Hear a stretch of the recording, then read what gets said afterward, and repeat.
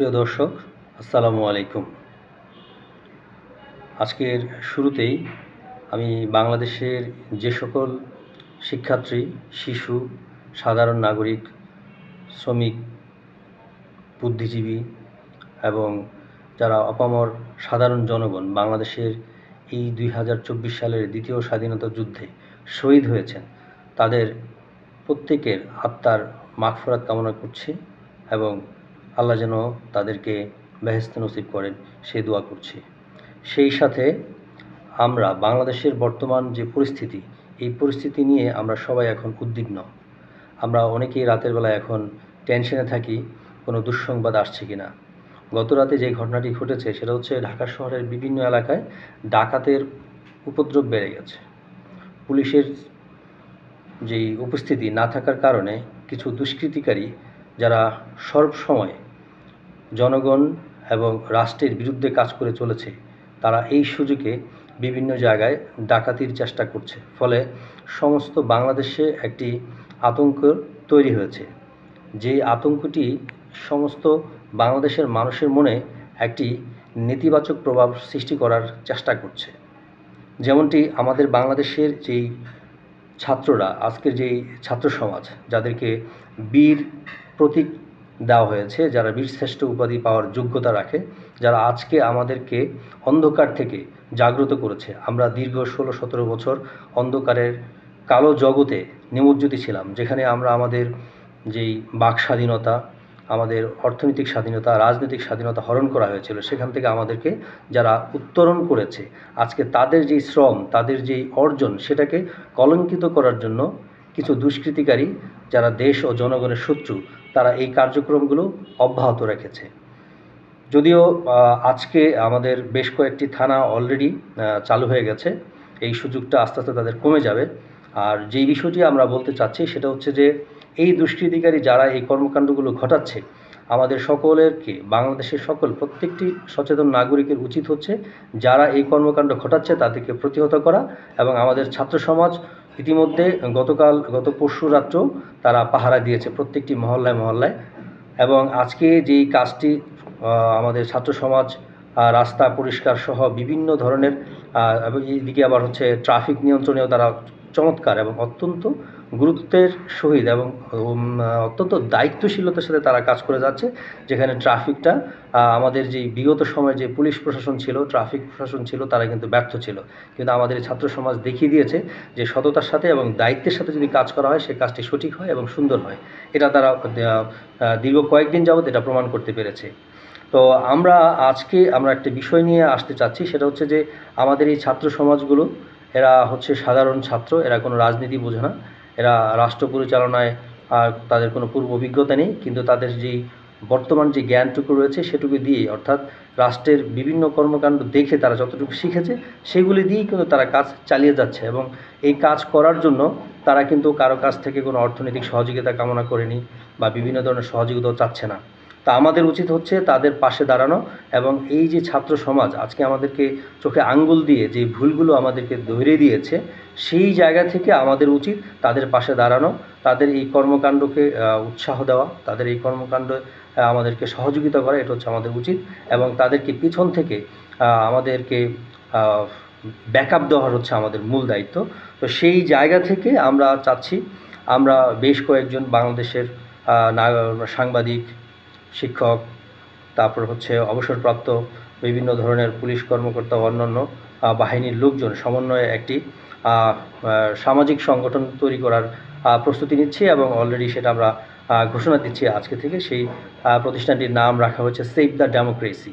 অর্থাৎ এই যে গণতন্ত্রের যে পুনরুত্থান, ওই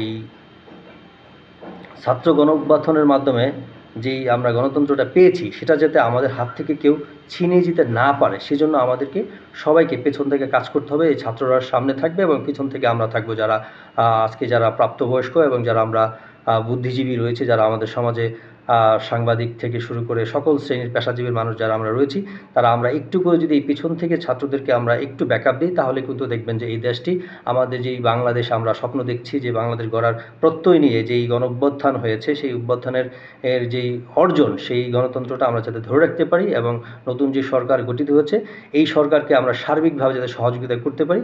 কারণ হচ্ছে এই সরকারটি হচ্ছে একটি নতুন সরকার, যারা রাজনৈতিকভাবে নির্বাচিত হয়নি।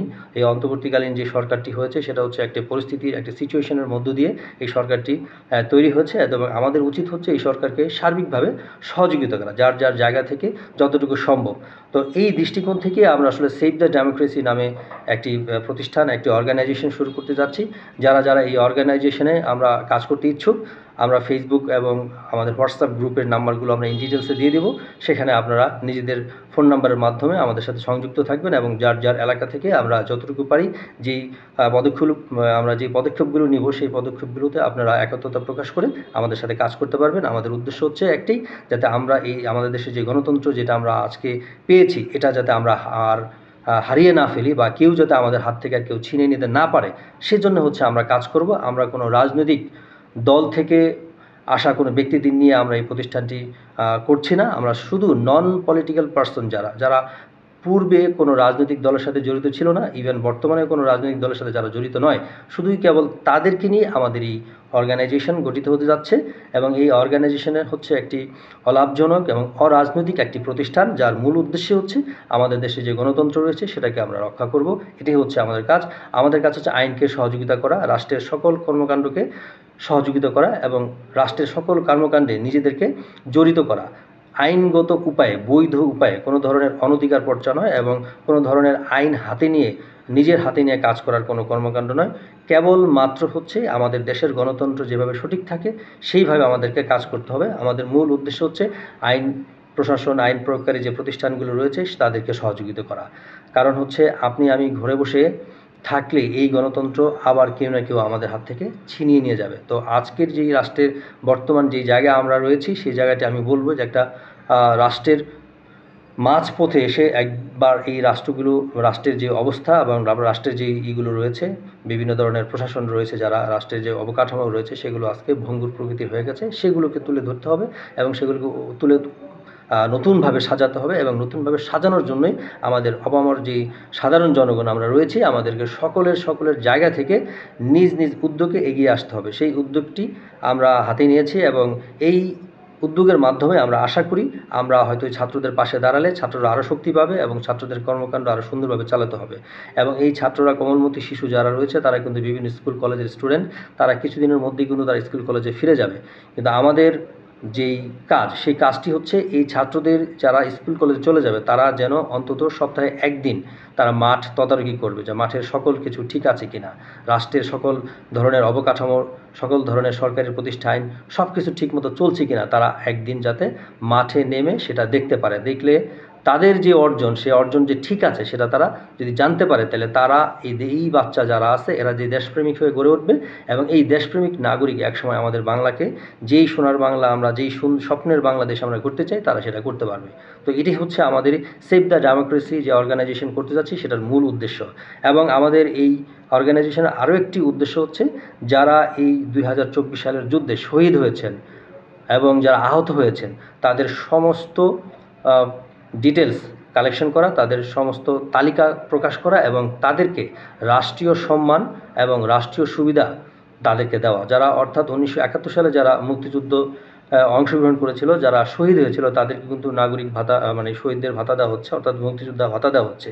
তো 2024 সালে যারা আহত হয়েছে এবং যারা যুদ্ধে শহীদ হয়েছে, তাদেরকেও ঠিক অনুরূপভাবে ভাতা দিতে হবে এবং রাষ্ট্রীয় সুযোগ সুবিধা দিতে হবে। সেগুলো আদায় করে দেওয়ার দায়িত্ব হচ্ছে আমাদের, যাতে কোনোরকমভাবে আমরা সরকারি ব্যবস্থা যারা রয়েছে, কোনোরকমভাবে তাদেরকে যদি আমরা ভুলে না যাই। আজকে যদি আমরা তাদেরকে ভুলে যাই, তাহলে আমাদের এই বাংলাদেশে আর কেউ কোনোদিন এই রাষ্ট্রের কল্যাণে তাদের জীবন দিতে এগিয়ে আসবে না। তো আমরা চাই যে এই রাষ্ট্রের অবদান, রাষ্ট্রের এই সুন্দর অর্জনের জন্য জীবন দিয়েছে, যারা আহত হয়েছে, তারা যাতে তাদের সম্পূর্ণ অধিকার ফিরে পায় এবং তাদের যেই ধরনের ক্ষতিগ্রস্তের তারা শিকার হয়েছে সেগুলো যাতে আমরা লাঘব করে দিতে পারি, পরিপূর্ণ করে দিতে পারি। এবং হয়তো আমরা কারো জীবন দিতে পারবো না, কারো পা পঙ্গু হয়ে গেছে সেগুলো হয়তো আমরা দিতে পারবো না, কিন্তু আমাদের পক্ষে যতটুকু সম্ভব অর্থনৈতিক, সামাজিক এবং রাজনৈতিকভাবে যতটুকু সহযোগিতা করা যায় সেগুলো আমরা রাষ্ট্রীয়ভাবে তাদেরকে দিব। এবং ব্যক্তিগতভাবে যারা আমাদের দেশের শিল্পপতি রয়েছেন, যারা ধনী সম্প্রদায়ের যারা রয়েছেন, তারা যদি চান তারা যাতে সরাসরি তাদেরকে সহযোগিতা করতে পারেন, এই বিষয়গুলো আমরা তাদেরকে কনভিন্স করা, তাদেরকে বোঝানো, এই কাজগুলো আমরা করব। এটাই হচ্ছে আমাদের সেভ দ্য ডেমোক্রেসি যে অর্গানাইজেশন সেটার মূল উদ্দেশ্য। এরপর হচ্ছে দাঙ্গা হামলা নিয়ে যারা অলরেডি আমাদের দেশে ইতিমধ্যে প্রচুর ঘরবাড়ি অবকাঠামোর পুড়িয়ে দেওয়া হয়েছে, নষ্ট করা হচ্ছে, লুটপাট করা হয়েছে। তো আমরা তাদেরকে একটা হুঁশিয়ারি দিতে চাই যে ভাই, আপনারা এই দেশের সম্পদ লুট করতেছেন, সুতরাং আপনারা এই দেশেই থাকবেন, আপনারা এই দেশেরই নাগরিক, আপনারা এই দেশের যে রাষ্ট্রের সম্পদ নষ্ট করছেন এটার জন্য আপনাকে আইনের আওতায় আসতে হবে।